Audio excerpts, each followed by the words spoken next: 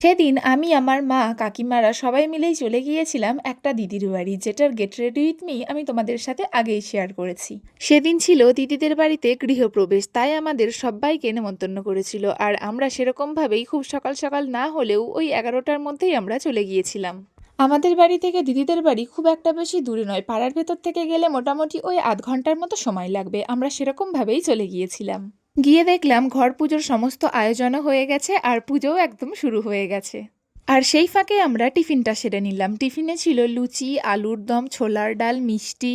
দিদিদের বাড়িটা বেশ ফাঁকা জায়গার মধ্যে হয়েছিল, চারিদিকে একদম সবুজ সবুজ ঘাস পাতা, ভীষণ সুন্দর লাগছিল।